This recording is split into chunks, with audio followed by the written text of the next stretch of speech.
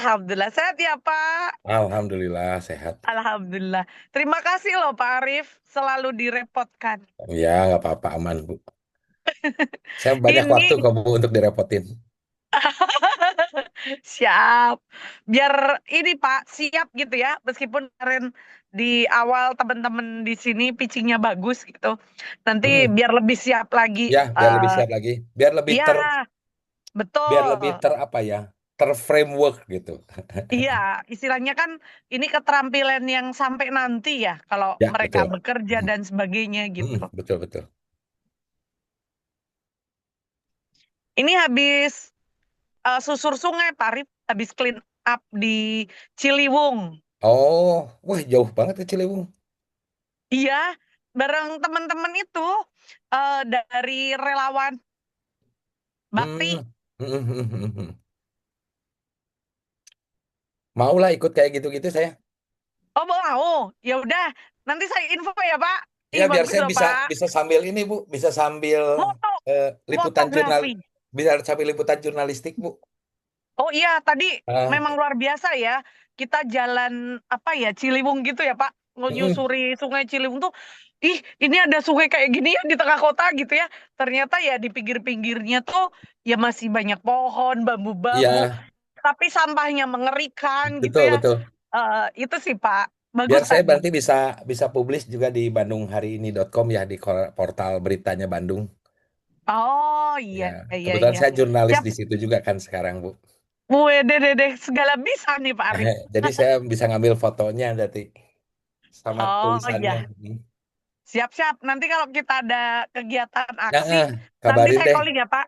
Misalnya Mm-mm, ada bersih-bersih apa gitu ya atau ada apa gitu mm-mm. misalnya. Kabarin aja, Siap, nanti saya datang. siap. Siap, Pak Arif. Terima Siap. kasih. Nuhun sami-sami.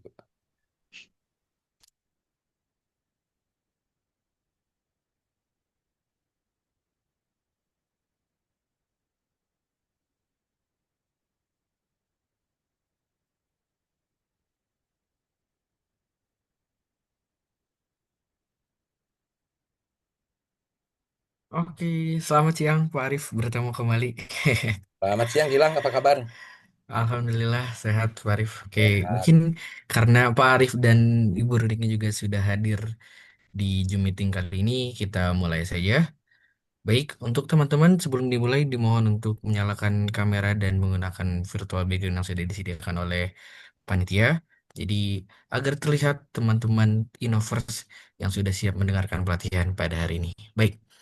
Bismillahirrahmanirrahim. Assalamualaikum warahmatullahi wabarakatuh. Waalaikumsalam Salam, warahmatullahi Om wabarakatuh. Swastiastu, Namo Buddhaya, salam kebajikan untuk kita semua. Yang terhormat, Direktur SDGs Telkom University sekaligus Ketua Pelaksana Innovilis 2025, Ibu Dr. Unik Makfiro. Yang kami hormati, Bapak Arif Rudiana selaku narasumber pada pelatihan hari ini. Dan yang kami banggakan seluruh peserta pelatihan 3 Innovilis 2025.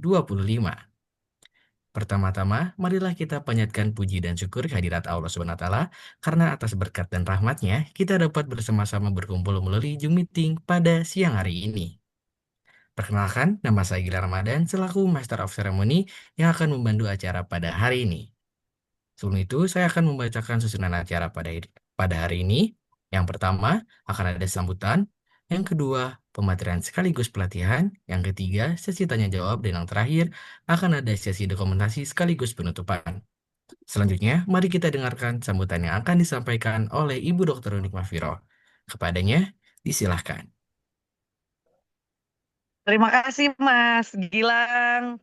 Selamat siang, teman-teman semuanya. Selamat siang, Pak Arif. Terima kasih, Pak Selamat Arif, siang. yang sudah bersedia direpotkan terus-menerus oleh Innovillage, dan yang saya hormati Pak Arif, dan yang saya banggakan teman-teman semuanya di 6 tahun Innovillage, baik peserta Innovillage ataupun bukan ya, karena saat ini kita terbuka untuk umum. Jadi alhamdulillah pada siang hari ini adalah pelatihan yang ketiga Pak Arif yang Hmm, sudah kita selenggarakan, dan nanti seperti biasa kita masukkan ke LMS ya, Ya, teman-teman di My Innovillage yang sertifikatnya bisa diambil setelah nilai minimumnya dicapai seperti itu Pak Arif. ya, ya. Dan Innovillage ketiga saat ini itu terkait dengan persiapan buat teman-teman yang mau pitching. Jadi teman-teman ingat ya, habis ini kalian akan diambil dari 180 menjadi 50 yang nanti akan diambil lagi siapa juaranya. Semua prosesnya itu adalah melalui pitching. Nah, Pak Arif di sini akan melatih teman-teman semuanya bagaimana mempersiapkan ide-ide kalian yang sudah kalian buat dan yang saat ini sudah ada yang sudah harusnya semuanya sudah implementasi ya, meskipun belum selesai gitu. Itu perlu strategi-strategi khusus bagaimana saat melakukan pitching. Agar apa gitu ya, agar kalian benar-benar tepat waktu, kemudian apa yang kalian sampaikan tuh pas, kemudian harus seperti apa konten untuk disampaikan. Nah, hari ini oleh pakar kita, Pak Arif Rudiana yang memang sebenarnya beliau segala bisa ya kalau menurut saya. Jadi keterkaitan dengan inovasi karena beliau memang ahli eh, terkait dengan bagaimana pengelolaan inovasi yang sebelumnya di PT Telkom dan sekarang beliau merambah gitu ya ke jurnalistik, ke media gitu. Yang mana itu saling terkait ya Pak Arief Ya, sebenarnya. betul. Jadi bagaimana ide-ide kalian itu tidak hanya di kepala kalian, tidak hanya ditulis, tidak hanya mendapatkan pendanaan gitu, tidak, tapi harus perlu gitu ya. Next itu perlu yang lainnya itu tahu, apalagi kalau kalian ingin jadi startup gitu. Nah ini adalah bagian dari salah satu inventaris kalian atau investasi ya bagi kalian masing-masing. Dan ini bukan hanya untuk Innovillet sebenarnya, kalian skill khusus ya yang memang akan dipakai sampai nanti kalau kalian ada yang mau jadi pegawai, jadi dosen, ini sangat-sangat membantu bagi teman-teman kalian. Nah, tidak panjang lebar, semoga hari ini pelatihan yang kami berikan dan khususnya terkait dengan tema pitching, semoga teman-teman semuanya, para innovers, benar-benar bisa dapat ya dan benar-benar keterampilan kalian semakin bagus, semakin oke. Nanti saat pitching itu kalian sudah siap dan memang benar-benar ready gitu. Nah, terima kasih dari saya. Mohon maaf apabila ada kekurangan ataupun kesalahan. Saya ucapkan sekali lagi selamat melaksanakan pelatihan yang ketiga dari Innovillage dan terima kasih Pak Arief Ya, sebelumnya sudah membersamai kami. Meskipun di sini banyak juga ya Pak Arief beberapa tim yang didampingi oleh Pak Arief dan kalau teman-teman mau tahu tahun lalu yang didampingi Pak Arief itu banyak yang juara. Jadi bukan gimana-gimana gitu ya. Karena kan yang menilai itu banyak ya dari berbagai kalangan ya Pak Arief, dari ya, betul. kementerian, dari industri gitu. Dan ternyata banyak yang benar-benar banyak yang juara. Jadi hari ini semoga kalian semuanya juara lah ya. Ya, Eh, betul, betul, Bu. karena ini baru 58 Pak. Harusnya banyak banget gitu ya. Mm-mm. Ini baru 58, jadi semoga kalian yang di sini semuanya juara. Terima kasih. Amin, amin, amin. Selamat siang. Saya kembalikan ke Mas Gilang. Wabillahi taufiq wal hidayah. Assalamualaikum warahmatullahi wabarakatuh. Waalaikumsalam warahmatullahi Waalaikumsalam warahmatullahi wabarakatuh. Baik, terima kasih banyak Ibu atas kata sambutannya dan mengingatkan kembali teman-teman bahwasanya di pelatihan kali ini dan di pelatihan sebelumnya teman-teman bisa mendapatkan sertifikat langsung di websitenya Innovillage dengan ketentuan teman-teman mengisi MOC atau kuisnya terlebih dahulu. Dan diingatkan juga akan ada awarding pemenang dan awarding Best Portrait Showcase AI Emerging Tech Innovation dan Most Promising Innovation yang nantinya akan diumumkan di sosial medianya Innovile. Jadi untuk teman-teman nanti bisa langsung dipantau untuk seluruh awarding yang akan disampaikan. Baik, tanpa berlama-lama lagi, kita langsung saja ke acara inti yaitu akan ada pelatihan Innovillage ketiga. Di hari ini kita bakal belajar bagaimana mengubah ide jadi cerita yang kuat, merapikan pesan jadi deck yang rapi, lalu pitching dengan percaya diri sampai orang bilang, oke, kita dukung idenya bersama narasumber yang pastinya capable dalam bidang ini karena beliau adalah sang inovator, senior jurnalis dan public speaker yang sudah sangat profesional. Marilah kita sambut bersama Bapak Arif Rudiana. Selamat siang, Bapak. Selamat siang semuanya. Bentar, saya mohon waktu sedikit aja untuk mengubah dulu virtual background ya, Oh, baik, Bapak. biar sama dengan teman-teman yang lain dulu. Nggak enak juga kalau misah sendiri kan. Sebentar, saya set dulu virtual background.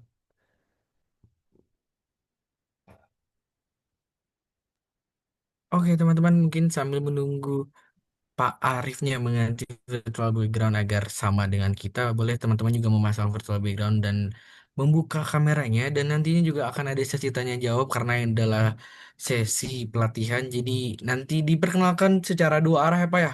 Jadi Ya, untuk betul. bertanya dan berpartisipasi aktif karena ini adalah kesempatan yang bisa dimanfaatkan oleh teman-teman. Oke, untuk link absensinya bisa nanti admin kirimkan ya untuk teman-teman Innoverse. Jangan lupa diisi juga karena di situ teman-teman bisa mengakses materi dan record dari pelatihan hari ini.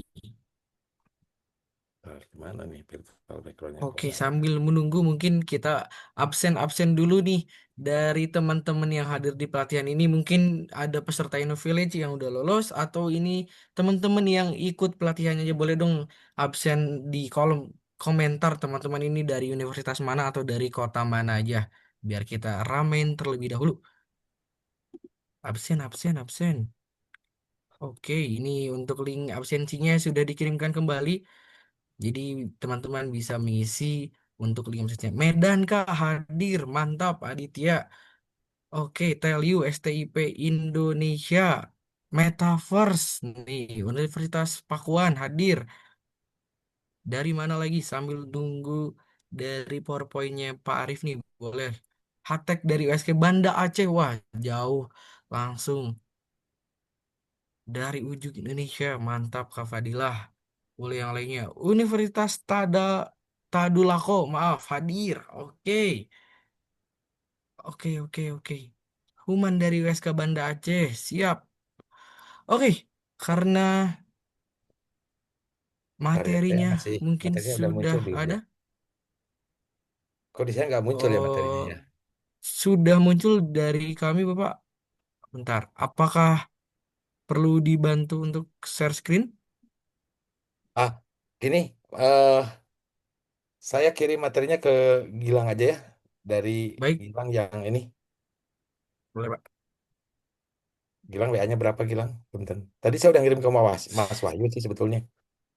Saya coba chat dari adminnya, dari panitianya saja, Pak. Iya, oke ya, saya Ya, kirim ya. oke. Biar enak aja gitu.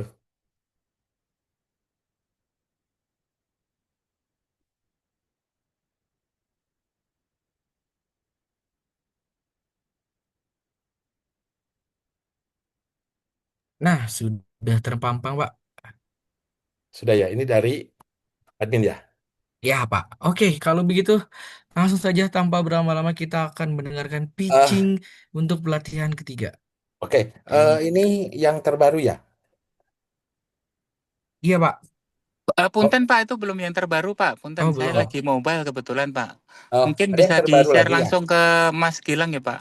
Ya, share aja langsung ke Mas Gilang ya, biar ditampilkan Ya, Mas Gilang ya. Oke. biar Mas Gilang tolong dibantu ya. Oke, Boleh. baik. Kita mulai aja ya. Baik, teman-teman sekalian. Assalamualaikum warahmatullahi wabarakatuh. Selamat siang.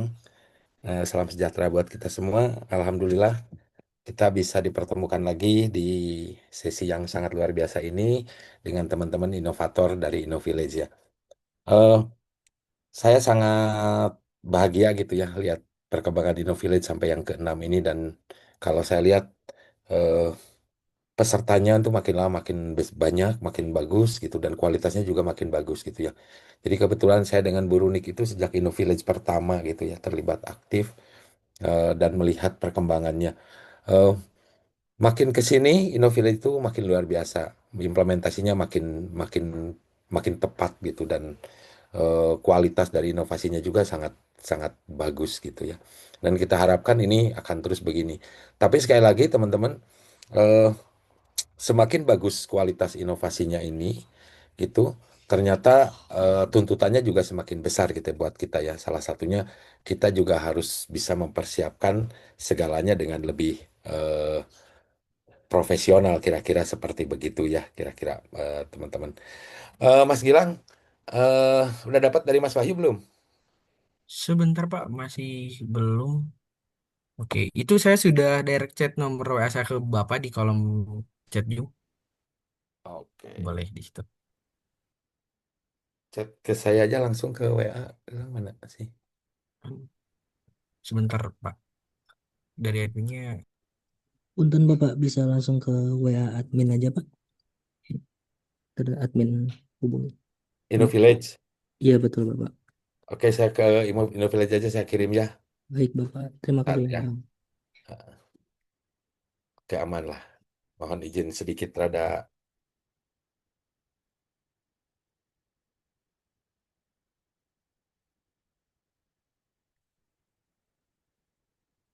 Oke, saya udah kirim ya, Mas, di admin InnoVillage. Silakan dibuka.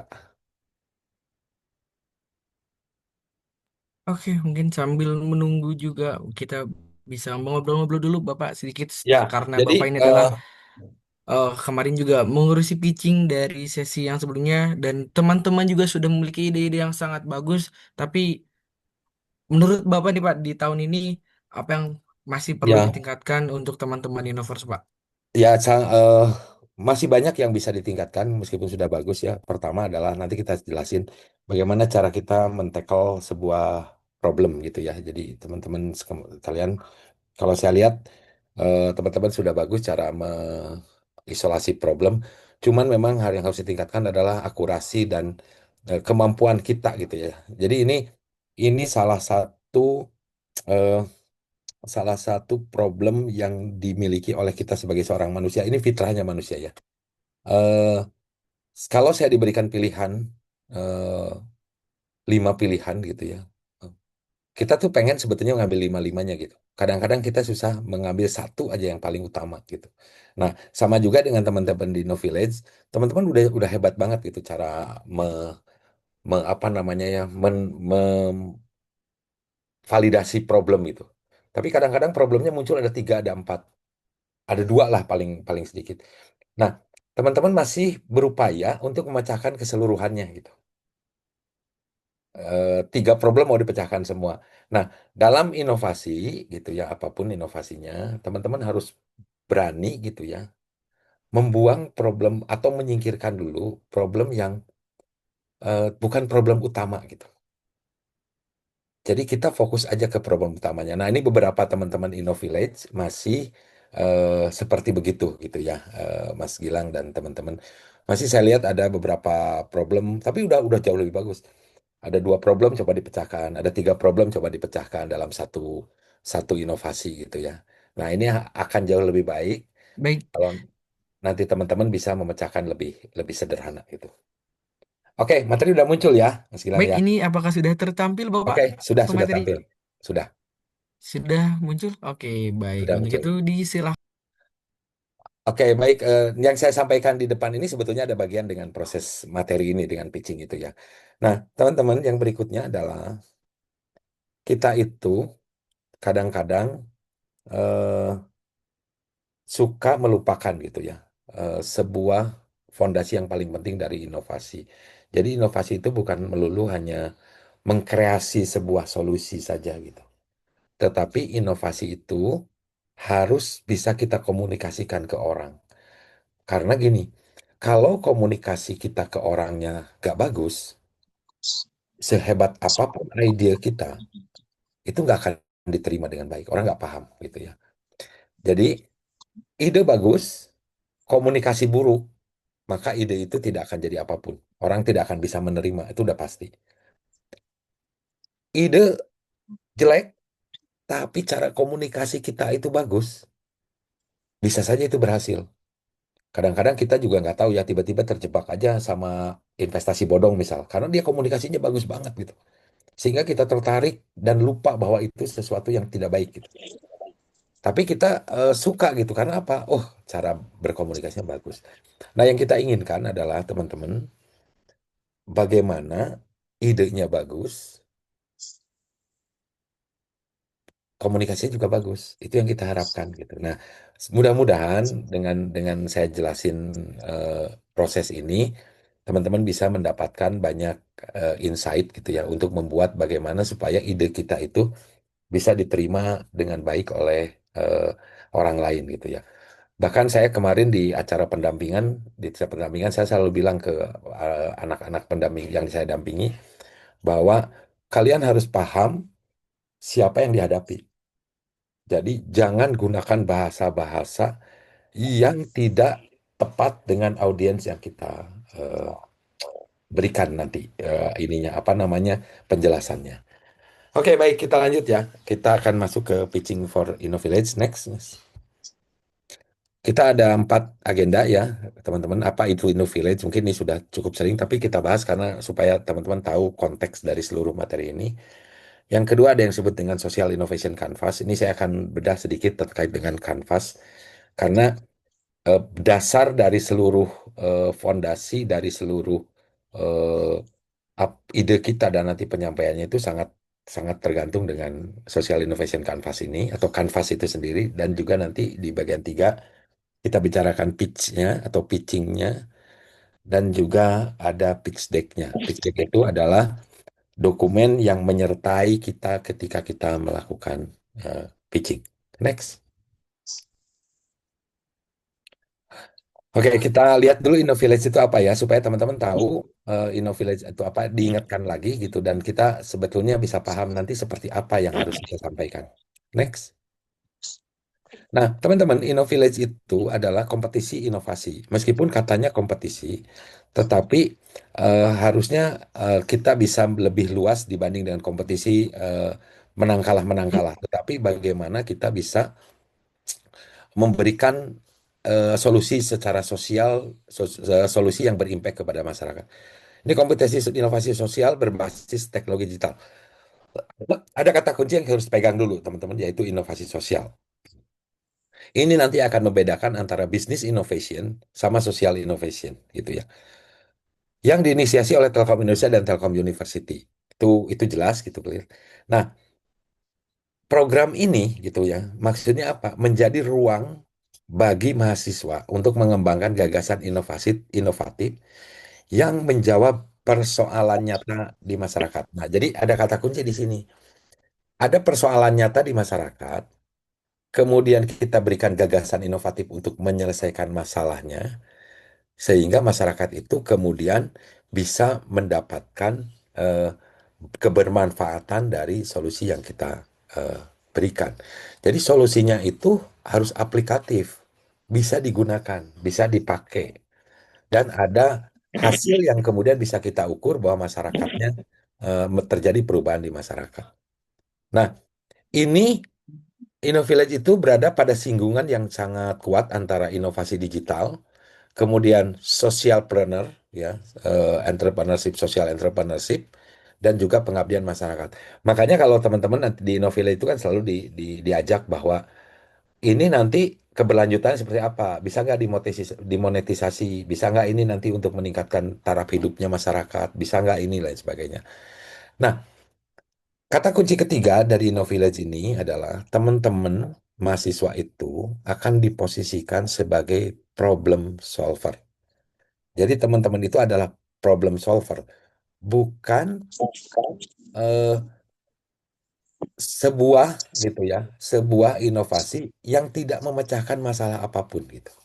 Jadi benar-benar harus bisa memecahkan problem yang tepat gitu. Kira-kira seperti begitu. Next. Next, Mas. Nah, tujuan InnoVillage ini juga, teman-teman sekalian, adalah mendorong lahirnya inovasi sosial digital yang memberikan dampak positif gitu ya dan berkelanjutan bagi masyarakat. Ada dampak positif, ada keberlanjutan. Jadi sebenarnya yang kita harapkan dari InnoVillage ini adalah dampaknya berkelanjutan. Jadi bukan selesai setelah jadi selesai, nggak ada keberlanjutannya. Dan juga nanti ini akan sangat relevan dengan semangat SDGs gitu ya. Jadi teman-teman pasti kemarin itu dijelasin bahwa ini harus sesuai dengan SDG. Entah SDG-nya tentang pendidikan, kesehatan, lingkungan hidup, dan lain sebagainya gitu ya. Yang kedua adalah ini juga mengajarkan kita gitu ya untuk mampu mengidentifikasi masalah yang terjadi di lingkungan secara sosial, kemudian membangun solusi, berkolaborasi lintas peran. Jadi teman-teman kan dipaksa sekarang harus ketemu kepala desa, harus ketemu Pemda, harus ketemu vendor, harus ketemu apa. Jadi itu tuh bagian dari proses bagaimana inovasi kita bisa didevelop dan berhasil gitu menyelesaikan masalahnya gitu ya. Next, lanjut. Oke. Nah, oke teman-teman sekalian, kita sekarang masuk ke satu pembahasan kita tentang social innovation ya. InnoVillage ini nanti akan kita jelaskan sebetulnya InnoVillage itu berada di mana. Tadi di awal kita sebutkan bahwa eh, InnoVillage itu adalah sosial inovasi yang diselenggarakan gitu ya oleh Telkom dan Telkom University untuk membantu menyelesaikan masalah-masalah yang terjadi di publik, di masyarakat, di lingkungan, di sosial. Nah, sosial inovasi itu merujuk pada pengembangan pendekatan baru untuk mengatasi persoalan sosial dan meningkatkan kondisi masyarakat. Ini dua hal yang saya bold gitu, persoalan sosial dan meningkatkan kondisi masyarakat. Jadi teman-teman perhatikan, kalau inovasi kita tidak meningkatkan kondisi masyarakat, berarti ada sesuatu yang salah nih dalam proses kita berinovasinya gitu. Dengan tujuan utama memberikan manfaat sosial bagi kelompok yang membutuhkan ini menurut Pils et al. Gitu ya, 2008 dan Mulgan et al. Di 2007.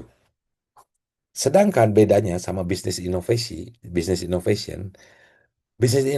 itu berfokus pada pembaruan produk, proses, model bisnis untuk meningkatkan nilai ekonomi dan efisiensi serta daya saing. Jadi bedanya teman-teman, kalau sosial inovasi ini teman-teman tidak bicara dulu tentang bisnis modelnya, tidak bicara dulu tentang apa sih, dari mana duitnya nanti dapat, dari mana sih nanti keuntungannya dapat.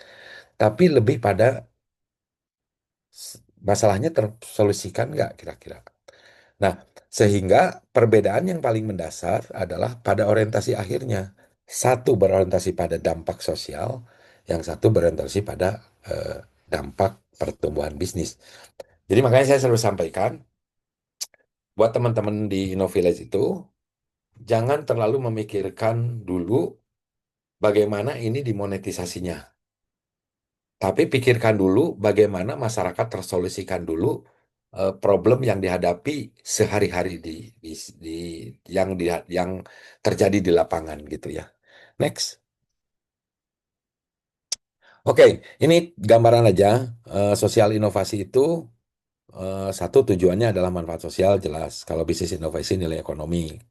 Keberhasilannya adalah dampak. Kalau sosial, kalau bisnis innovation pertumbuhan bisnis. Penerima manfaatnya jelas kalau sosial inovasi itu kelompok sosial tertentu gitu ya. Misalnya di desa mana, di desa mana, kemarin saya lihat ada desa Cikoneng, di desa mana, di Cisarua gitu ya, di Bale Endah, di Tegaluar, dan lain sebagainya. Kalau bisnis inovasi itu memang pelanggan, pasar gitu ya. Penggerak utamanya adalah kebutuhan sosial, dan kalau di bisnis pasti peluang bisnis. Outputnya adalah solusi atas persoalan sosial, dan eh, kalau bisnis inovasi itu produk atau model baru, model bisnis baru. Nah, contoh program bank sampah, misalnya masyarakat menukar sampah terpilah dengan nilai tabungan, ini adalah salah satu sosial inovasi. Kartu Jakarta Pintar itu adalah sosial inovasi. Mekanisme yang dibangun supaya orang bisa mendapatkan biaya pendidikan, memudahkan siswa berpenghasilan rendah untuk bisa punya akses gitu ke dunia pendidikan. Tapi kalau bisnis innovation, contoh Gojek, paling gampang lah, GoPay, Gojek, Tokopedia, macam-macam lah itu udah banyak, itu bisnis inovasi. Orang cari duit gitu kan. Contoh lagi misalnya Aqua Refill Station, model isi ulang galon otomatis gitu yang orang disediain Aqua, orang bawa galon isi, kita bayar dan sebagainya, itu adalah bisnis innovation. Ya, itu gambaran penting dulu ya supaya teman-teman bisa mendapatkan dulu feel-nya gitu ya. Karena nanti ini akan penting pada saat kita menyampaikan, mengkomunikasikan ini ke siapapun, entah ke Pemda, entah ke kementerian, entah ke masyarakat, entah ke mana-mana. Ini penting mendapatkan feel ini dulu gitu ya. Next. Ya, eh Mas Gilang nanti kalau pertanyaan gimana? Di akhir atau seperti apa? Dan nanti di akhir Bapak, kalau misalkan memang ada partisipan yang Oke, ingin langsung bertanya, itu apakah boleh di interaksi sekarang itu Pak? Apa mau nanti di akhir? Biasanya sih di akhir gitu Pak. oke, dikumpulin aja dulu pertanyaannya ya. Nanti dicatat aja Baik, di di chat atau apa gitu supaya nanti saya bisa lebih eh, apa namanya lebih flow-nya lebih baik aja gitu ya. Oke, nah baik. teman-teman sekalian, eh, saya ingin tahu apakah teman-teman pada saat ikut InnoVillage atau itu membuat kanvas nggak? Silakan yang membuat kanvas ngacung, kasih eh, reaksi aja. Sempat membuat kanvas nggak? Boleh teman-teman diramein aja kolom komentarnya karena Ya, ini adalah pitching pelatihannya jadi bersifat dua arah. Boleh langsung saja dijawab. Misalkan yang oke. bikin, bikin Pak, yang Ada enggak yang bikin nggak? belum Pak gitu. Boleh di Boleh di chat. reactionnya Ya saya teman-teman. buat, ya saya belum, ya saya enggak gitu. Silakan. Biar saya tahu dulu.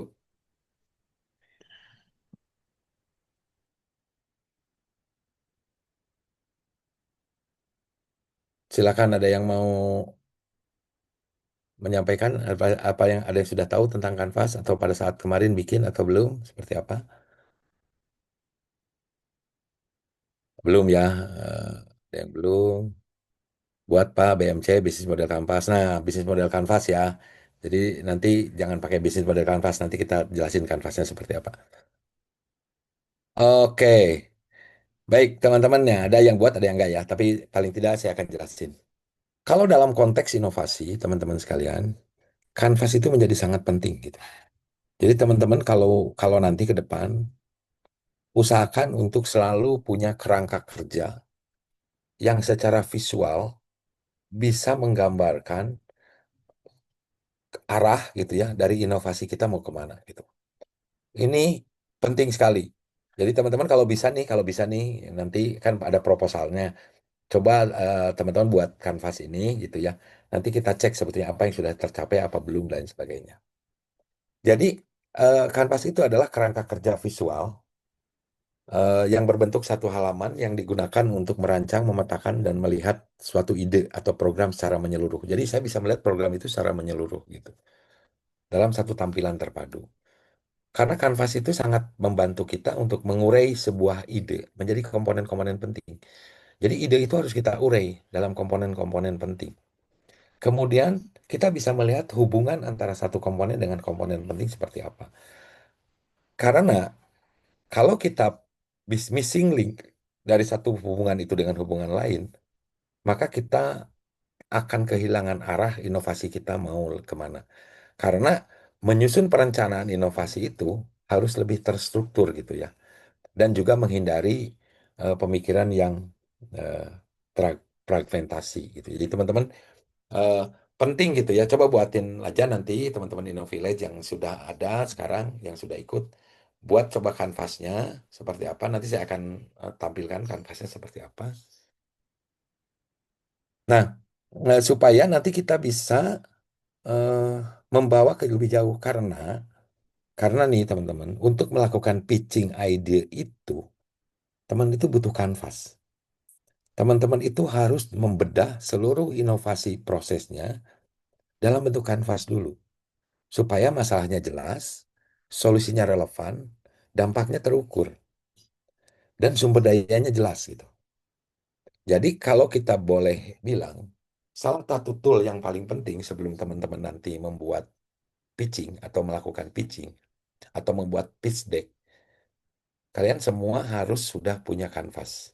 Jadi kanvas itu adalah alat berpikir strategis yang membantu mengubah ide menjadi rencana yang terstruktur dan siap dikomunikasikan. Ya, itu penting kanvas dulu. Dalam inovasi, beberapa inovasi, ada orang yang melakukan pendekatan dengan bisnis model kanvas. Nah, kalau bisnis model kanvas tadi yang pakai teman-teman, rada beda karena ada bisnis modelnya. Ada revenue stream-nya yang harus kita buat. Tapi nanti kita akan jelaskan bagaimana di InnoVillage itu jauh lebih cocok menggunakan social innovation canvas gitu. Next. Oke, nah ini di Lean Canvas. Nah, teman-teman, teman-teman coba nanti bedah seperti apa inovasi kalian semua ya. Nah, ini Lean Canvas. Lean Canvas itu tools atau framework yang lazim dipakai di inovasi gitu ya. Di inovasi yang sifatnya lebih pada eh, business innovation. Pertama di sebelah kiri itu ada problem. Kita harus sudah bisa memastikan 3 problem apa sih? Top 3 problem. Kemudian harus menggambarkan juga alternatif existing yang ada sekarang apa gitu. Contoh misalnya eh, problem utamanya adalah kesulitan akses ke air bersih gitu. Itu problem utamanya sehingga orang membutuhkan waktu yang sangat panjang untuk mendapatkan air bersih. Alternatif existingnya apa sekarang? Oh, disediakan torrent di eh, dekat perumahan-perumahan. Itu existingnya. Kemudian solusinya apa gitu yang kita tawarkan? Apakah membangun pompa yang eh, lebih ramah gitu, ramah energi dengan solar cell lain sebagainya. Kemudian pompa ini berhasil itu ukurannya apa saja. Kemudian kalau bisa mah ada unique value proposition. Unique value proposition itu adalah eh, sebetulnya inovasi kalian itu apa sih yang membuat dia hebat, membuat dia berbeda gitu. Jadi harus ada itunya dulu gitu. Apa yang membuat pesan apa yang penting disampaikan bahwa ini beda dengan yang lain. Jadi kalau inovasi kita itu tidak ada bedanya dengan yang lain, contoh nih saya sampaikan, teman-teman kalau bikin sensor untuk mengukur kimia tanah gitu ya, yang teman-teman sering membawakan gitu, sensor kimia tanah atau hidroponik dan lain sebagainya, atau misalnya eco farm dan lain sebagainya, teman-teman harus tahu, harus bisa menunjukkan ini bedanya apa dengan Ecofarm yang ada. Ini bedanya dengan sensor yang dijual di market apa gitu. Itu harus dapat dulu itu. Misalnya contoh, saya membuat eh, sensor mengukur kelembaban tanah. Itu sudah banyak dijual di pasaran kira-kira seperti itu. Tapi saya bisa bilang gini, sensor ini bedanya adalah dia mampu mengukur kelembaban sampai dengan eh, apa ya istilahnya luasnya sekian gitu. Kalau yang di pasar itu oh hanya bisa luas sekian. Tapi kita coba dorong seperti itu. Nah, itu bedanya seperti itu. Kemudian yang berikutnya teman-teman harus punya unfair advantage sebetulnya. Unfair advantage itu ini orang lain nggak mungkin bisa. Nggak mungkin bisa gitu. Contoh misalnya teman-teman yang saya beberapa yang bagus misalnya ada contoh yang membuat terkait dengan eh, pengolahan limbah kalau di Bali itu pengolahan limbah yang dari Banten gitu ya dari sajen-sajen itu pengolahan limbah itu nggak bisa dikopi gitu karena itu hanya ada di situ kira-kira seperti begitu jadi itu unfair advantage-nya seperti begitu. Nah teman-teman harus mampu menciptakan unfair advantage. Kenapa? Karena semakin kuat unfair advantage-nya inovasi kita maka semakin kuat keberlanjutan inovasi kita gitu ya. Jadi kalau tidak ada unfair advantage-nya, inovasi kita akan kehilangan. Kemudian channel. Channelnya apa? Customer itu taunya inovasi kita itu lewat mana gitu. Kemudian targetnya siapa? Kemudian siapa sih early adaptornya? Siapa yang akan mencoba pertama kali? Kemudian berapa biayanya? Kemudian revenue stream-nya seperti apa? Nah, ini adalah kanvas yang lazim digunakan dalam bisnis innovation. Tapi kalau teman-teman nanti akan kita bawa ke salah satu model yang jauh lebih dekat dengan sosial inovasi, Jadi yang kita akan coba diskusikan di sini adalah yang terkait dengan sosial inovasi. Next. Oke. Nah, ini contoh adalah sosial inovasi gitu ya. Teman-teman kalau sosial inovasi itu eh Mas Gilang maju dulu sedikit aja. Salah saya posisinya ini. Next dulu. Nah, oke. Ini social innovation canvas. Jadi teman-teman, kanvasnya agak berbeda sedikit. Tetapi cara kita meletakkan frame-nya, cara meletakkan strukturnya itu mirip sama. Di kiri ada social problem. Bagaimana persoalannya muncul? Bagaimana apa persoalan utamanya? Mengapa persoalannya penting untuk ditangani? Siapa yang terdampak langsung? Apa kondisi yang memperlihatkan bahwa persoalan tersebut nyata? Gitu. Jadi teman-teman harus punya ini dulu gitu ya. Kemudian solusinya apa? Programnya apa? Aksinya apa yang akan dilakukan untuk menjawab persoalan ini? Kemudian resourcesnya apa yang dibutuhkan? Saya butuh tukang, saya butuh IoT, saya butuh macam-macam. Itu saya butuh ketemu dengan eh, misalnya bisa saja key resource-nya adalah saya butuh surat dari apa gitu. Itu harus teman-teman harus bisa dapat, harus bisa petakan itu. Kemudian social value-nya apa? Manfaat apa yang muncul bagi masyarakat atau bermanfaat jika program dijalankan? Perubahan apa yang diharapkan terjadi? Contoh misalnya, saya sering sampaikan ke teman-teman yang early warning untuk banjir gitu ya. Saya sudah sampaikan, sebetulnya perubahan apa yang ingin diharapkan dari adanya early warning banjir itu? Apakah kemudian orang-orang jadi tidak membuang sampah sembarangan? Atau apakah orang-orang kemudian akan jauh lebih aware terhadap lingkungan? Apakah orang-orang itu jauh lebih siap untuk eh, melakukan mitigasi bencana dan lain sebagainya? Itu harus clear. Manfaat apa yang dirasakan? Bagaimana program ini meningkatkan kondisi mereka? Kemudian key activity-nya. Ini menguraikan kegiatan inti yang harus dilakukan agar program dapat berjalan secara konsisten. Aktivitas apa yang wajib dilakukan? Misalnya, contoh, dia harus selalu melakukan eh, pengecekan secara rutin, misalnya ya, melakukan proses kalibrasi, lain sebagainya. Kemudian harus sosialisasi dan lain sebagainya. Kemudian ada key partnernya. Siapa sih partnernya? Pemda kah, masyarakat kah, RT kah, UMKM, pengusaha-pengusaha kecil, atau petani, atau peternak ikan, dan lain sebagainya. Itu harus clear. Siapa sih eh, pendukungnya gitu. Kemudian kelompok yang akan mendapatkannya siapa? Lansia kah misalnya? Anak-anak difabel kah gitu. Anak-anak yang tunanetra, tunagrahita, kemudian petani tambak yang luas tanahnya kurang dari 1 hektar misalnya, atau petani jagung yang berada di lahan yang kering dan sebagainya. Nah itu harus clear, benar-benar harus clear gitu. Makanya saya sampaikan ke teman-teman, harus clear siapa penerima manfaatnya. Berapa kakak? Ya berapa kakak. Kenapa saya milih kakak itu? Oh karena pendapat penghasilannya di bawah UMR misalnya. Jadi clear gitu.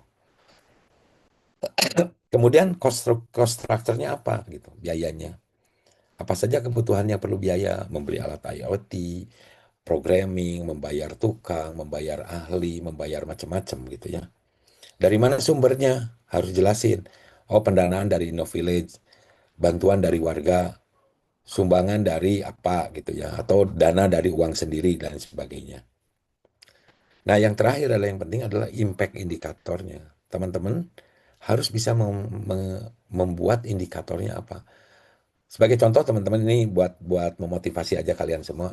Kemarin malam saya sudah pendampingan dengan salah satu grup dari Tempino Village. Eh, Dia sudah mulai implementasi, sudah mulai jalan di masyarakat gitu. Yang saya sampaikan adalah sekarang tugas kamu adalah membuat impact indikator. Jadi begitu alat itu dipasang di di lokasi, di beneficiary gitu ya, dibuat indikatornya. Apa sih yang membuat alat ini berhasil? Itu kita minta buatin itu gitu. Karena sekarang kalau alatnya sudah jadi, inovasinya sudah jadi, yang harus diukur secara berkelanjutan itu adalah impact indikatornya. Bahkan impact yang paling penting yang nanti disyaratkan di InnoVillage itu adalah SROI. Ya, Sustainability Return on Investment itu tidak mudah ngukur itu. Jadi harus dimulai dari sekarang. Ngukur-ngukur yang kecil-kecil sehingga nanti ke depan kita bisa mengukur yang namanya SROI. Balik ke slide sebelumnya. Nah, ini contoh kanvas yang teman-teman bisa bisa lihat gitu ya. Misalnya, inovasi saya yang disebut sebagai eh, pendampingan belajar anak gitu ya. Di situ ada social problem anak-anak dari keluarga pekerja harian yang tertinggal dalam pelajaran minim, pendampingan belajar dan lain sebagainya. Nah, ini adalah eh, bagaimana sosial masalah sosial. Solusinya apa? Oh, layanan belajar keliling setelah jam sekolah gitu. Key resource-nya apa? Social value-nya apa di situ? Key activity-nya apa? Misalnya menyusun modul, pelaksanaan sesi belajar rutin, evaluasi capaian. Beneficiary-nya siapa? Clear, siswa-siswa SD SMP dari keluarga pekerja yang tidak mampu. Misalnya pedagang kaki lima, buruh, buruh pasar, pengemudi ojek, pekerja serabutan, dan lain sebagainya. Nah, itu gambaran. Nah, teman-teman itu kalau bisa, nanti coba buat ini, buat social innovation canvas-nya. Supaya bisa menjadi guidance kita pada saat kita menyusun inovasi kita ke depannya. Udah kecapai nggak sebetulnya satu demi satu? Next. Next lagi. Nah, oke. InnoVillage itu dan sosial inovasi kanvas itu apa gitu ya. InnoVillage itu adalah sosial inovasi gitu. Jadi teman-teman cara berpikirnya harus mulai digeser bahwa InnoVillage itu adalah sosial inovasi. Jadi bukan hanya sekedar kompetisi digital, ide digital aja, tetapi orientasi utamanya pada dampak sosial. Next. Nah, yang kemudian teman-teman tadi saya sampaikan, apapun yang teman-teman pikirkan, kalau kita cara mengkomunikasikan ini tidak baik gitu ya, maka tidak ada hasilnya. Sehingga mengapa pitching itu penting dalam inovasi gitu. Dalam konteks inovasi, di dalamnya ada InnoVillage, pitching itu memegang peranan strategis sebagai sarana utama untuk mengkomunikasikan nilai sebuah ide inovasi. Jadi inovasi yang baik itu, ide yang baik itu harus punya struktur penyampaian yang baik dan meyakinkan. Entah itu oleh juri, entah itu mentor, mitra, ataupun oleh masyarakat gitu. Nah, pitching membantu peserta menyusun sebuah cerita. Nanti saya akan sampaikan kenapa pitching itu harus bisa dibuat sebagai sebuah storytelling gitu. Jadi bukan hanya technical begitu aja, harus storytelling. Lebih dari sekedar presentasi, pitching dalam InnoVillage mencerminkan kemampuan peserta dalam berpikir strategis dan berempati. Kayak, ini penting banget kata kuncinya. Berempati. Teman-teman, kalau presentasi ke juri boleh pakai istilah-istilah teknik. Misalnya pakai diagram-diagram yang IoT, Internet of Things, semua kata-kata itu. Tapi begitu teman-teman menyampaikan ke masyarakat, nggak perlu itu. Masyarakat nggak ngerti yang kayak begitu. Nah, kita harus pintar menyusun itu semua. Next. Nah, oke. Kita akan jelaskan bagaimana pitch dan pitch deck. Craft your story, build the perfect pitch deck, dan launch the idea. Oke. Pitching itu, atau pitch itu adalah penyampaian ucapan atau tindakan yang berusaha menyampaikan seseorang, meyakinkan seseorang untuk membeli atau melakukan sesuatu. Contoh, pria di toko itu memberikan saya penjelasan tentang barang yang dijualnya dalam hal kualitas dan keandalan. Jadi kalau saya dengar orang itu menawarkan sesuatu, itu adalah pitching. Semakin bagus dia menawarkan sesuatu dan kita tertarik, dia berhasil melakukan pitchingnya. Nah, yang kita inginkan kan seperti itu, tetapi dalam konteks yang jauh lebih luas lagi. Bukan hanya itu. Tapi intinya adalah itu. Jadi pitch itu pada dasarnya adalah penyampaian rencana bisnis secara lisan, nih teman-teman, dan merepresentasikan idenya kepada calon investor. Dalam calon investor itu bisa saja stakeholder lain ya, masyarakat kah, juri kah, eh, ya investor juga, misalnya angel investor lain sebagainya. Tapi yang jelas bagaimana supaya mereka itu bisa mendapatkan apa ya inti dari apa yang kita sampaikan. Next, next. Oke, pitching itu ada 3 model nih teman-teman. Pitching itu ada 3 model. Yang pertama adalah elevator pitch. Elevator pitch ini digunakan untuk menjelaskan ide secara singkat. Teman-teman bisa nggak mampu ngomong 60 detik inovasi kalian selama 60 detik? Ketemu sama seseorang, sama gubernur yang waktunya sempit gitu, dikasih 60 detik, bisa nggak menjelaskan inovasi kita secara jelas, detail, dan akhirnya mereka setuju. Itu elevator pitch, dan itu paling susah. Kedua adalah ada competitive pitch, yang teman-teman lakukan kemarin gitu ya, pada saat sebelum penilaian gitu, sebelum kita sampai ke titik ini sekarang, itu adalah competitive pitch. Ini digunakan biasanya dalam kompetisi pitch battle gitu.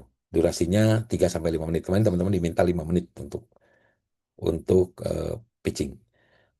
Dan ini punya waktu yang cukup luas gitu, cukup panjang. Bagaimana kita memanfaatkan 3-5 menit ini supaya punya impact dan antusias orang-orang mendengarkan. Yang ketiga adalah investor pitch. Ini bisa panjang, bisa 20 menit, 15 menit sampai 20 menit teman-teman diberikan eh, waktu, dan ini cukup banyak informasi yang bisa ditampilkan. Cuman kadang-kadang kita itu terjebak pada sedikit kurang, banyak too much gitu. Waktu banyak too much. Jadi contoh gini, teman-teman dikasih waktu 20 menit untuk pitching. Malah kemana-mana justru presentasinya. Ceritakan ini, ceritakan itu, ceritakan yang lain sebagainya. Dikasih 5 menit kayaknya kurang gitu. Dikasih 60 detik kayaknya kurang. Tapi ditambahin waktunya ternyata nggak bisa juga gitu ya. Ini karena pitching itu ada triknya. Ada guidance yang harus kita patuhi supaya kita bisa memberikan sebuah informasi yang akurat dan tepat gitu ya. Oke, next. Next. Nah, oke. Elevator pitch itu memang sangat sangat apa ya, sangat berat gitu ya. Tetapi ada satu patokan. Jadi teman-teman, elevator pitch adalah pitching yang sangat singkat, tidak memerlukan presentasi secara visual, tetapi ada standar, ada aturannya yang kita bangun. Ini contoh misalnya di bawah ini. Perusahaan saya, nama perusahaan, sedang mengembangkan apa, idenya atau target atau produknya, untuk membantu siapa, masalahnya apa, value propositionnya apa gitu. Ini aja sih yang perlu disampaikan. Misalnya inovasi saya, yaitu misalnya Koko Smart sedang mengembangkan sebuah pengolahan ampas kelapa untuk membantu masyarakat adat menyelesaikan masalah terkait sampah kelapa yang bertumpuk dengan menggunakan mesin pencacah yang mampu membuat eh, sampah itu menjadi lebih kecil. Nah, itu seperti begitu. Udah gitu udah cukup. Semakin kita jago menyampaikan itu, semakin bisa kita. Nanti coba teman-teman, bisa nggak 60 detik teman-teman menyampaikan ide proposal atau inovasi teman-teman kalian dalam waktu 60 detik. Contoh ini yang di kanan adalah kami dari Glamour yang merupakan aplikasi sedang mengembangkan situs layanan berbasis permintaan untuk penyediaan layanan pembersihan mobil berjalan.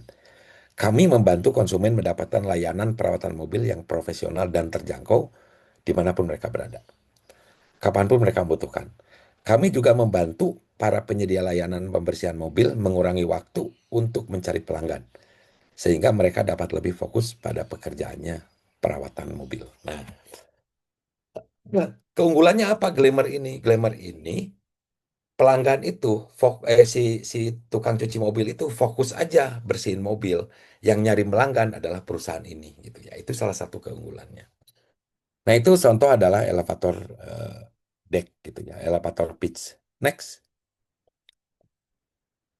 Kemudian ada yang disebut dengan competitive pitching.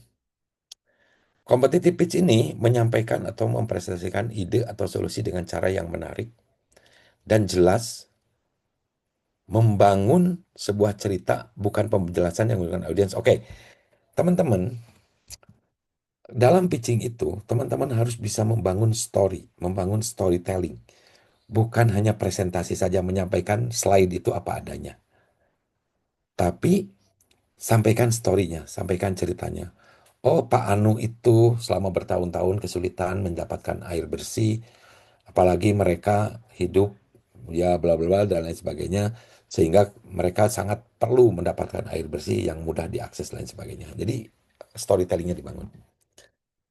Untuk mendukung pitching, ada yang disebut dengan pitch deck. Pitch deck ini adalah alat pendukung utama untuk menyampaikan ide atau solusi yang dibuat secara visual untuk memperkuat penyampaian secara verbal. Jadi teman-teman, kalau competitive pitch itu atau pitching ke investor, boleh bikin slide yang akan mendukung kita melakukan proses pitching. Next. Next.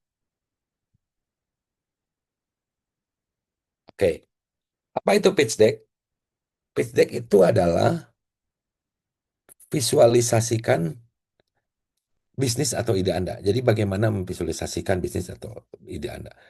Pitch deck biasanya berisi 10 slide yang memberikan ringkasan penting tentang ide, solusi, rencana bisnis yang akan dicapai. Oke, teman-teman. Pitch deck itu kelihatannya sepele gitu. Tetapi teman-teman, kalian harus bisa membuat sebuah pitch deck yang compelling, yang orang bisa tertarik melihat pitch decknya gitu ya. Oke, next. Minimal atau maksimal ya, teman-teman, pitch deck itu ada 10 slide. Jadi udah cukup cuma 10 slide. Tidak boleh lebih, tidak kurang. Kurang boleh, lebih nggak boleh. Yang pertama adalah harus ada title, harus ada cover. Yang kedua harus menjelaskan masalah utamanya apa. Yang ketiga harus bisa menunjukkan solusinya apa. Slide keempat harus bisa menyampaikan siapa penggunanya, berapa besar yang akan menggunakannya. Yang kelima adalah underlying magic. Inovasi kalian itu sebetulnya apa sih hebatnya gitu. Itu underlying magic itu. Kemudian kalau ada competitive analysis, siapa sih pesaingnya? Ada nggak inovasi yang sama di tempat lain? Bagaimana kita bisa lebih baik dibanding dengan yang lain? Ketujuh, model bisnis, ini kalau ada. Kalau nggak ada, berarti nanti kita akan masuk ke manfaat yang didapat oleh masyarakat. Kedelapan, ada traksi dan milestone, makanya selalu saya sampaikan di teman-teman. Teman-teman butuh membuat traksi. Kalau sekarang yang pakai itu adalah 100 kakak, tahun depan bisa nggak yang pakai ini jadi 500 kakak gitu. Kemudian juga sebutkan timnya siapa, dan yang terakhir adalah call to action. Next. Oke, title atau cover nih. Teman-teman, title itu jangan dianggap sederhana, jangan dianggap sepele ya. Karena title itu adalah sesuatu yang membuat apakah orang akan tertarik mendengarkan pitching kita atau tidak sama sekali gitu ya. Apa yang harus ditampilkan di title ini? Logo. Teman-teman kalau punya logo, bikin logo yang rapi, yang baik. Gambar yang menarik. Judul yang deskriptif. Contoh misalnya yang sebelah kanan tuh ya. Go Solo, the right companion for solo travelers gitu ya. Kemudian Endeavor, goods for good gitu. Clap, more than just a digital member. Jadi berikan judul yang deskriptif, singkat, deskriptif dan jelas. Bahkan sebetulnya dengan melihat judul aja, saya udah bisa tahu gitu. Ini arahnya kemana? Ini menarik nggak? Ya, Gilang saya minta waktu tambahin 10 menit boleh lah ya. Jadi arahnya kemana? Nah, slide ini harus bisa menjawab pertanyaan apakah title ini membuat juri masyarakat itu mau mendengarkan nggak? Jangan-jangan title-nya aja udah nggak jelas. Mana mau saya dengerin itu semua gitu ya. Next. Nah, masalah utama. Teman-teman sekali lagi, tadi di awal saya sampaikan, Di slide ini teman-teman harus bisa menjelaskan apa sih sebetulnya masalah utamanya. Berikan gambaran umum, kalau perlu jelaskan dengan contoh nyata gitu. Agar audiens itu merasa bahwa oh iya benar masalahnya itu adalah ini gitu. Apa yang harus ditampilkan di slide ini? Yang pertama adalah jelaskan jumlah yang sangat jelas mengenai berapa banyak pengguna yang merasakan masalah tersebut. Saya yakin teman-teman udah mulai bagus di sini karena di beberapa proposal sudah menampilkan ini adalah terdampak kurang lebih sekitar 100 orang, 300 orang, 500 petani dan sebagainya. Kemudian slide ini harus bisa menjawab pertanyaan seberapa besar sih masalahnya? Mengapa masalah itu ada? Dan bagaimana masalah itu ditangani saat ini sebelum ada inovasinya kalian. Ini contoh misalnya di sebelah kanan.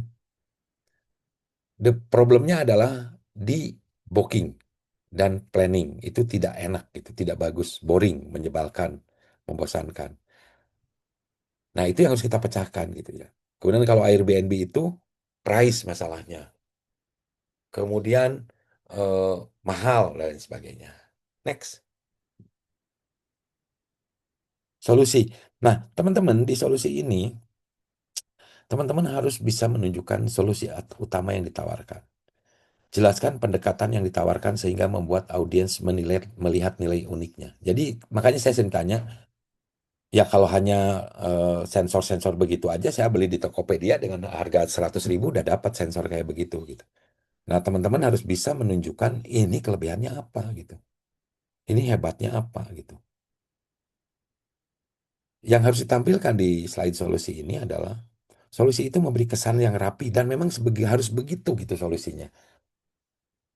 Kemudian tunjukkan bahwa solusi ini mudah diterapkan. Kemudian solusi ini mengatasi persoalan nyata. Ya, jadi teman-teman jangan sampai soalnya problemnya apa, solusinya apa. Makanya saya harus sampaikan, kalau problemnya fisik, solusinya tidak bisa dengan programming gitu. Solusinya adalah fisik gitu. Nah, itu yang sering saya sampaikan. Pertanyaan apa yang dijawab oleh slide ini adalah, apakah solusi ini benar-benar menjawab masalah dan menyelesaikan masalah seperti magic. Jadi kalau solusi ini diterapkan tapi muncul masalah berikutnya, itu berarti belum solusi gitu ya. Next. Nah, sekarang unique value proposition-nya apa? Kalian harus jelaskan, inilah unique value-nya dari inovasi saya. Kalau tidak bisa menjelaskan unique value-nya, dan unique value ini masih didapatkan di tempat lain, berarti itu bukan solusi yang pas untuk ini. Ya, itu tadi saya sampaikan contoh misalnya sensor kelembaban tanah. Kalau di pasar udah ada lebih akurat, itu berarti bukan unique value proposition punya kita gitu. Harus sampai pada titik ini gitu ya. Ini penting karena itulah yang nanti akan menjadi eh, apa ya namanya ketertarikan orang terhadap ini gitu. Next. Nah, kemudian teman-teman harus bisa juga kalau kalau boleh, kalau enggak sih nggak apa-apa. Tapi yang penting harus tahu sebetulnya siapa penggunanya, berapa jumlahnya. Karena inovasi itu kalau penggunanya hanya 2 orang, itu tidak akan punya impact gitu. Jadi teman-teman harus tahu siapa penggunanya, bagaimana cara menjangkaunya, berapa orang jumlahnya. Ini inovasi digunakan berapa orang? Hanya 5 orang aja. Wah, nggak jelas itu, nggak akan ada impact-nya yang kuat gitu ya. Next. Nah, underlying magic.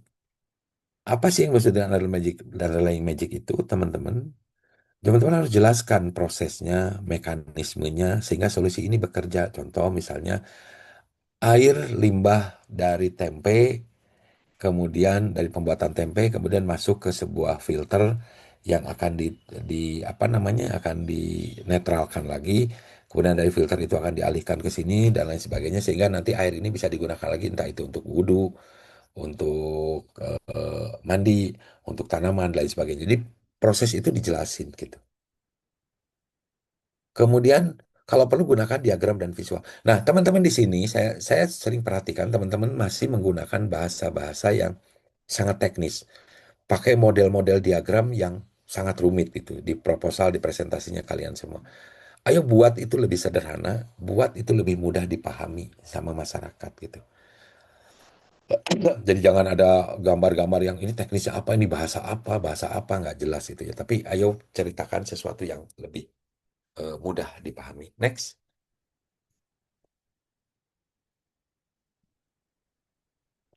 Nah, kemudian analisis kompetitif ini kalau seandainya nanti ke depan teman-teman bisa apa namanya tumbuh gitu menjadi sebuah bisnis meskipun asalnya inovasi sosial, ya kita harus bikin analisis kompetitifnya gitu. Tapi kalau enggak, ya ini cukup mengetahui saja. Teman-teman sampaikan di slide ini adalah ada loh sebetulnya produk yang sama di tempat lain yang sudah digunakan, tetapi kami lebih baik gitu, terutama dalam hal ABCD. Nah, ini contoh competitive landscape-nya dibuat. Aplikasi kita ada di mana, kita beri di mana, ada competitive advantage-nya gitu. Oh, ini jauh lebih baik karena ini cocok dengan budaya masyarakat di lokasi gitu ya. Itu perlu disampaikan gitu supaya menunjukkan bahwa kita itu sangat unik gitu dibanding dengan solusi-solusi yang ada di market. Next.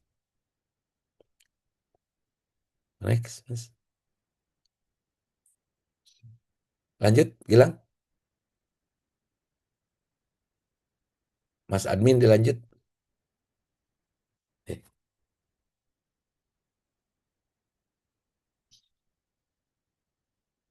halo dilanjut ininya. Oke. Apa Kemudian Pak sudah traksi terus? dan Oke, milestone, Bapak. teman-teman ada traksi dan ini penting untuk menggambarkan apakah teman-teman mampu nggak melihat masa depan gitu ya dari inovasi ini.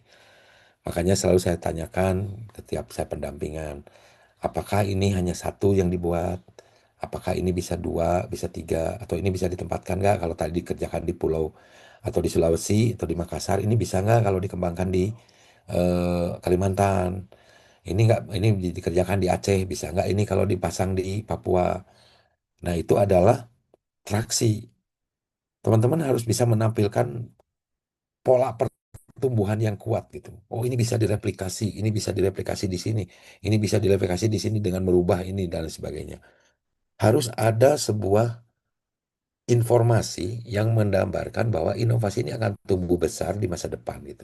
Meskipun ini masih bayangan, masih visi, tetapi penting bahwa apakah kita sebagai inovator punya sebuah mimpi yang jelas gitu terhadap inovasi yang sedang kita buat. Next,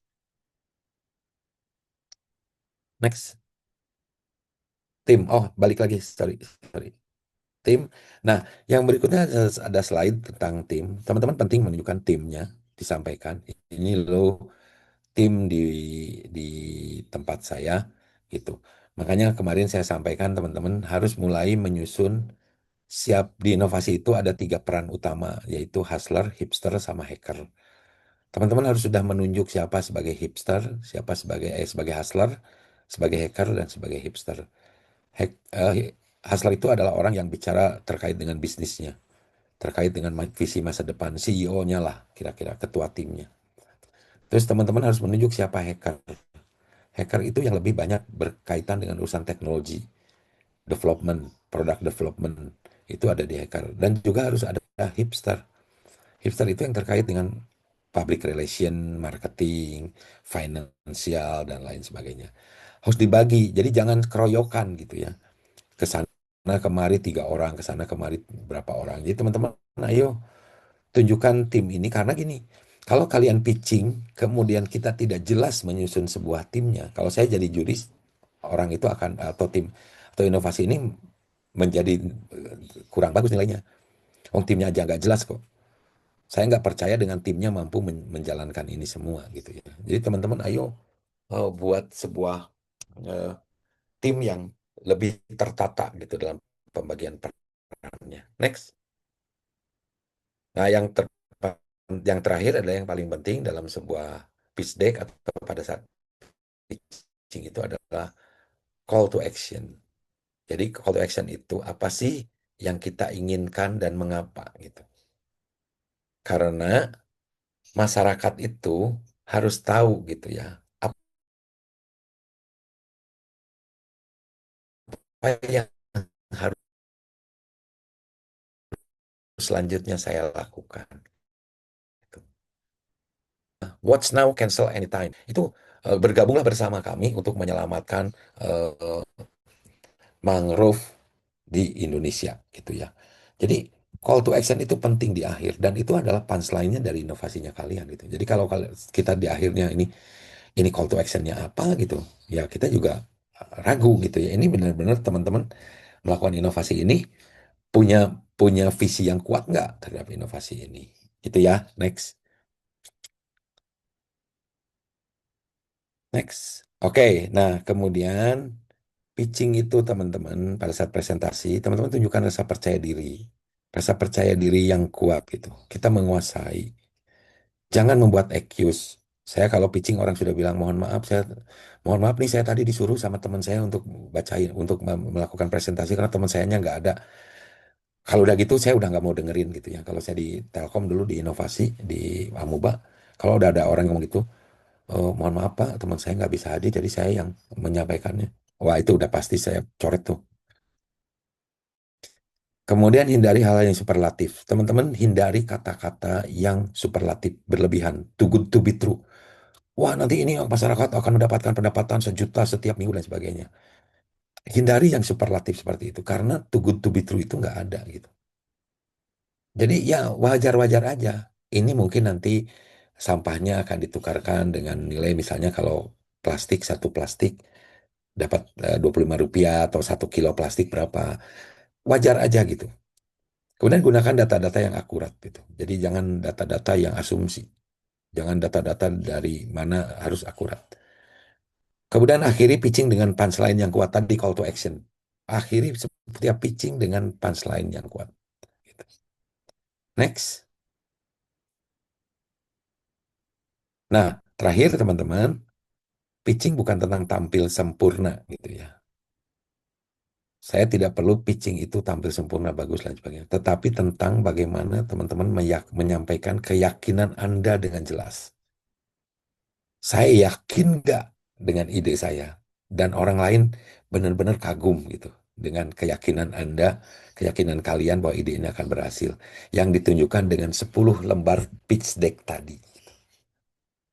Kalau saya tidak mendapatkan, kalau Anda tidak yakin, kalian sendiri tidak yakin, apalagi saya yang mendengarkan. Kan seperti begitu ya.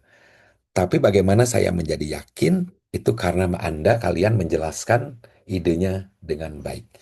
Itu saja mungkin next, Mas Gilang. Thank you, teman-teman. Ya, mudah-mudahan ini bisa memberikan gambaran. Sila punya banyak waktu untuk tanya jawab ya. Kita tanya jawab saja.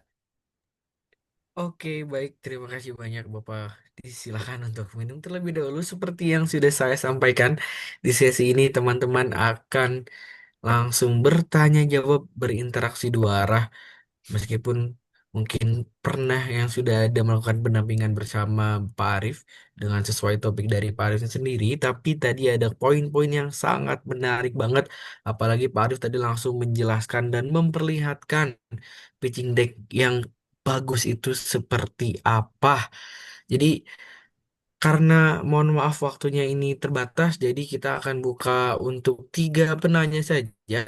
Jadi untuk teman-teman boleh langsung di raise hand dan langsung saja pertanyaan teman-teman ditanyakan jawab saja. Jadi walaupun teman-teman tidak mendapatkan pendampingan atau teman-teman di luar peserta Innovate boleh langsung ditanyakan aja. Misal kayak, Pak, saya memulai untuk berinovasi stepnya dari mana? Kalau misalkan yang dari peserta Innovate, kalau misalkan yang udah ikut Innovillage dan udah masuk ke sesi sampai 180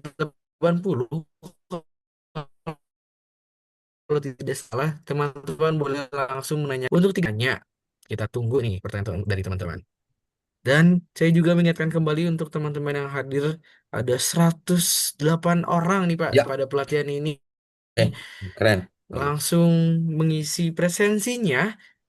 Dan jangan lupa juga untuk teman-teman langsung mengejarkan kuisnya, mohon maaf, yang nantinya akan mendapatkan sertifikat dan bisa ditukar di websitenya Innovillage. Dan jangan lupa juga sambil menunggu pertanyaan dari teman-teman bahwasanya di Innovillage nanti dalam waktu dekat akan ada awarding pemenang dan selain pemenang juga akan ada awarding seperti Best Post and Showcase, ada awarding AI dan Emerging Tech Innovation dan awarding Most Promising Innovation. Jadi teman-teman dimohon untuk mempersiapkan segalanya dan tentunya pantengin dari sosial medianya Innovillage.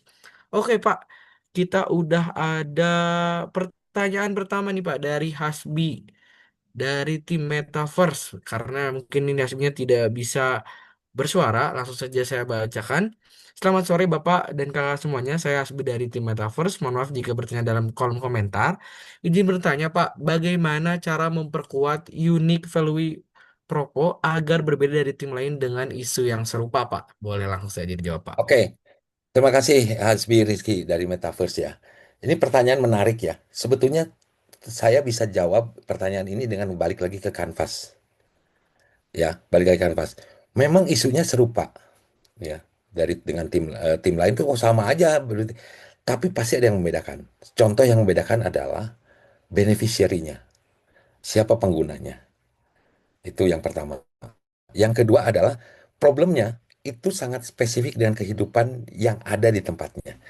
Nah, jadi teman-teman, kalau kita bicara unique value proposition, saya harus bisa mendapatkan hal-hal yang unik dari sebuah isu yang sama. Contoh misalnya ya, ini yang paling sering saya sampaikan. Teman-teman, di Bandung itu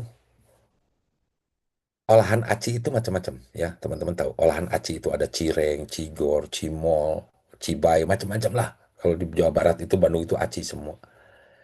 Masing-masing aci itu punya unique value proposition. Meskipun sama-sama dibuat dari aci, sama-sama digoreng. Contoh misalnya, teman-teman tahu cigor kan? Aci digoreng yang bulat-bulat. Teman-teman tahu nggak cireng? Cireng itu aci digoreng juga. Satu ada cigor, satu ada cireng. Sama-sama digoreng, sama-sama dari aci.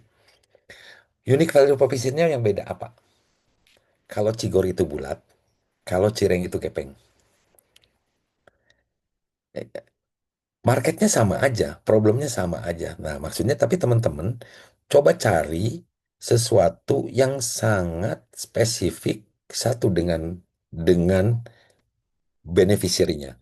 Siapa sih masyarakat penerimanya? Karena kalau masyarakat penerimanya tanah sama, budayanya pasti beda. Mainlah kita di sisi budayanya, di sisi culture-nya gitu ya. Ini contoh yang menarik nih.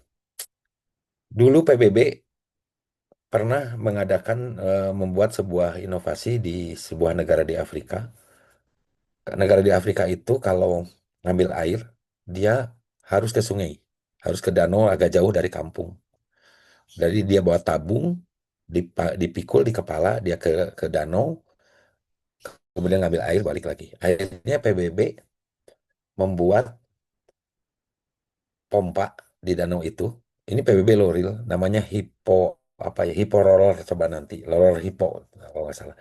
Coba teman-teman nanti lihat itu. PBB akhirnya bikin pompa di danau itu, kemudian bikin pipa, dipasang keran di masing-masing rumah di Afrika itu. Tapi tidak ada yang gunakan tuh keran. Orang-orang tetap pergi ke danau itu bawa bawa jerigen. Ada yang tahu kenapa nggak? Karena bagi masyarakat itu pergi ke danau beramai-ramai itu adalah ritual. Itu adalah budaya.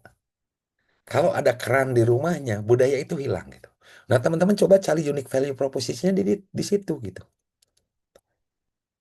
Jadi jangan harus pintar-pintar mencari itunya ya. Itu ya Hasbi ya. Jadi harus pintar mencari makanya saya perlu kanvas itu supaya tahu di mana sih koneksi dari unique value precision dengan seluruh gambaran besar dari inovasinya kalian. Gitu ya. Oke. Oke, baik. Terima kasih banyak atas jawabannya Bapak dan Hasbi juga. Baik, Bapak. Terima kasih jawabannya. Terima kasih juga Mas Hasbi untuk pertanyaannya. Selanjutnya mungkin dua penanya terakhir, teman-teman, sebelum kita tutup dari sesi pelatihan ini. Boleh yang mau resen, yang mau kolom komentar juga. Wah, langsung nih, langsung cepet nih. Ada pertanyaan dari Dina Januarta. Selamat sore Bapak, izin bertanya, apa mungkin sebuah social innovation meskipun bertujuan membantu, tapi justru menciptakan ketergantungan pada masyarakat penerima manfaat? Kalau risiko tersebut ada, gimana strategi desain inovasi yang dapat memastikan adanya pemberdayaan dan transfer kapasitas, bukan sekedar pemberian bantuan? Dari Dina Januarta, Pak. Oke, eh, teman-teman, kalau kita membuat inovasi, kemudian orang pengguna inovasi itu sangat tergantung gitu ya. Sangat tergantung ini saya harus jelasin dulu. Tapi justru menjawab ketergantungan ini adalah mereka tergantung dengan inovasi itu justru bagus gitu ya. Yang salah itu adalah kalau mereka kemudian tergantung pada inovatornya.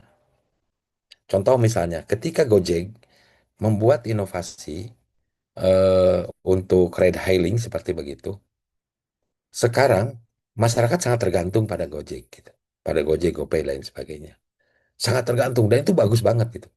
Tapi masyarakat hebatnya itu tidak tergantung pada pembuat aplikasinya. Nah, teman-teman itu harus bisa begitu gitu.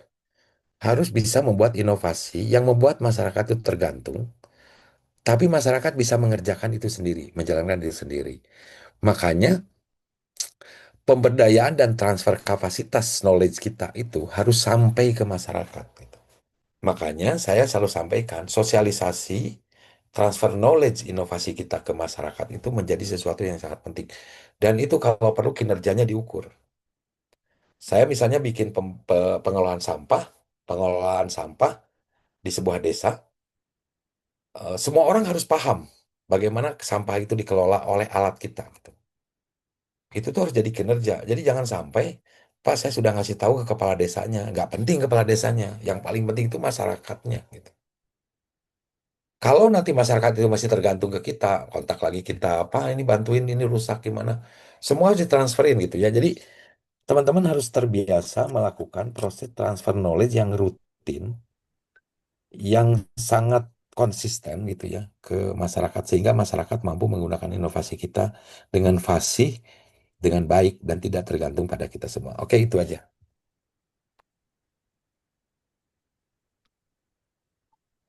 Oke, baik. Terima kasih banyak.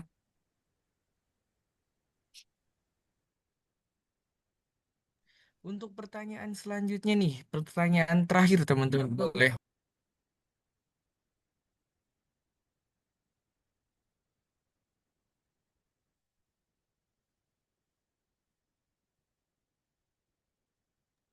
Boleh langsung saja untuk pertanyaan terakhir di sesi kali ini teman-teman. Boleh langsung aja ditulis dari kolom komentar atau resen juga boleh.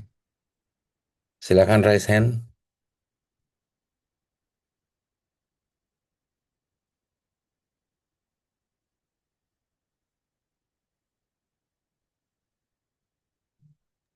Oh, tampaknya di kolom komentar lagi nih Pak. Apakah tidak apa-apa dari Nggak apa-apa, situ nggak apa-apa. juga? Hah?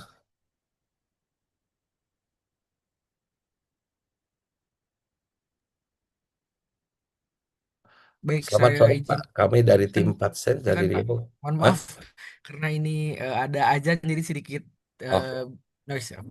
oke, oke. Selamat sore Pak, kami dari tim PetSense dari Riau. Proyek yang kami buat adalah VisioSense atau Smart Glass untuk tunanetra yang saat ini masih dalam tahap prototipe.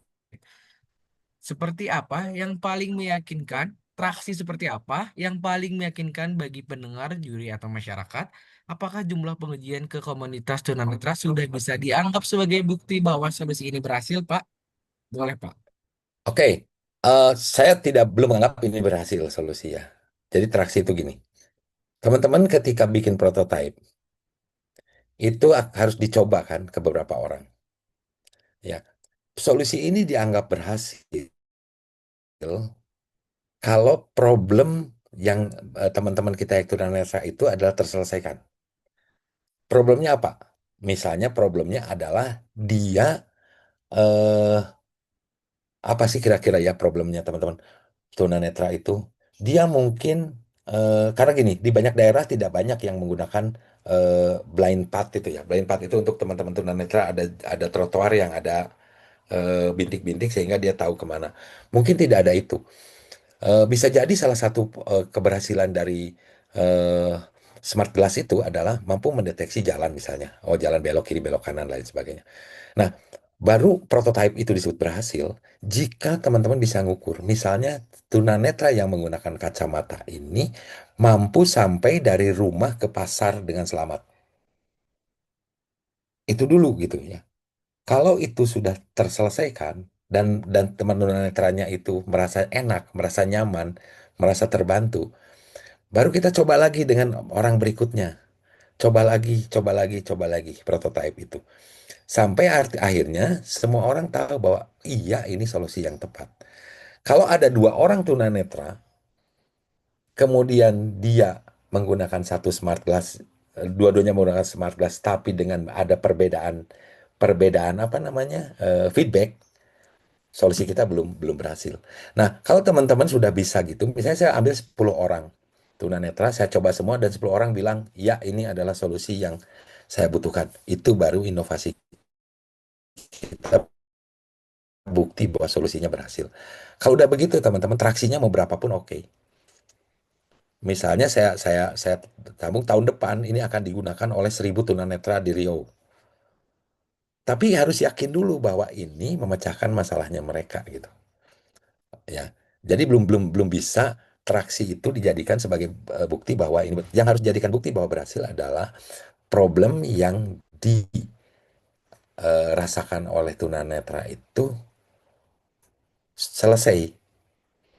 Tadinya tersesat menjadi tidak tersesat, tadinya terperosok got menjadi tidak terperosok. Misalnya tadinya sering banget nih teman-teman tunanetra kita tersesat sehingga perlu berjam-jam, sekarang tidak lagi tersesat dan hanya butuh waktu menit aja untuk pergi dari satu tempat ke tempat lain. Yang begitu tuh harus kita ukur. Itulah keberhasilan inovasi. Jadi bukan di traksinya ya kebetulan inovasi itu. Gitu. Oke, baik. Terima kasih banyak untuk jawabannya dan pertanyaannya. Terima kasih pencerahannya, Pak, dari Siti Ya. Nurjana. Jadi terima kasih untuk seluruh teman-teman Innovers yang sudah bertanya. Tadi ada Mas Hasbi, ada Kak Dina, dan Kak Siti. Dan pertanyaan dan jawaban tadi sekaligus menutup pelatihan pada hari ini. Jadi terima kasih banyak untuk Pak Arif.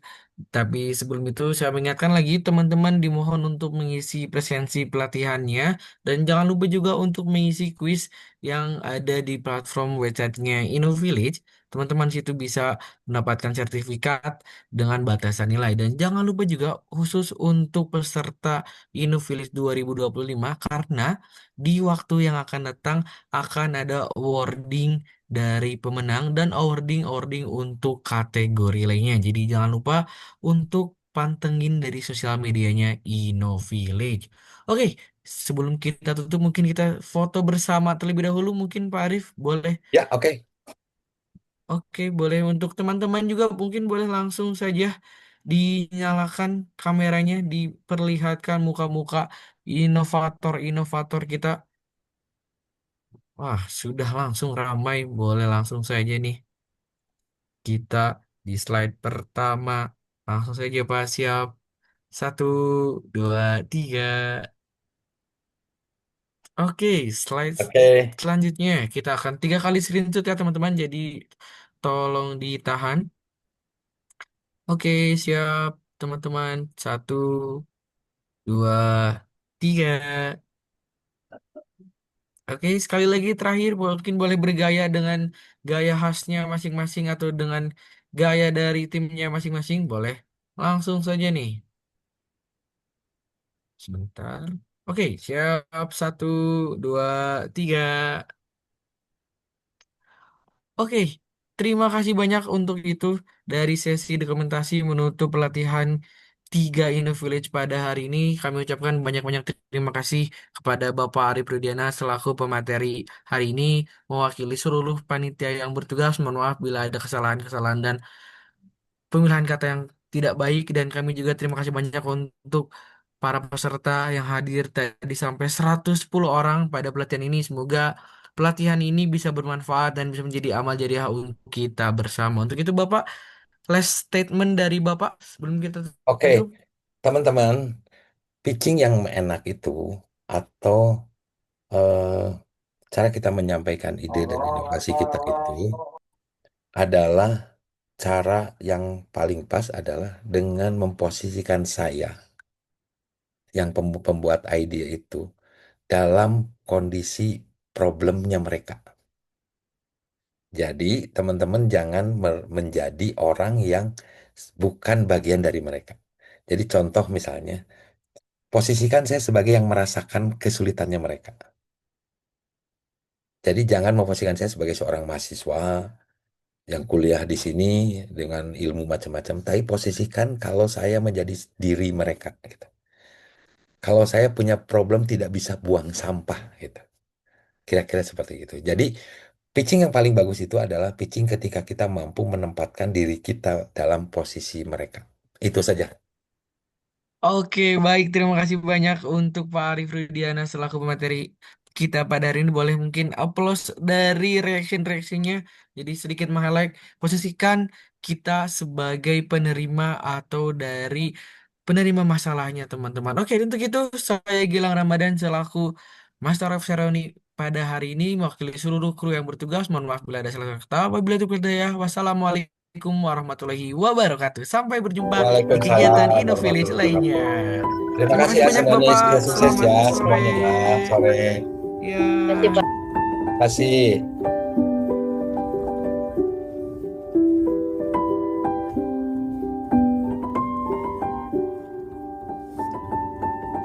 Pamit ya.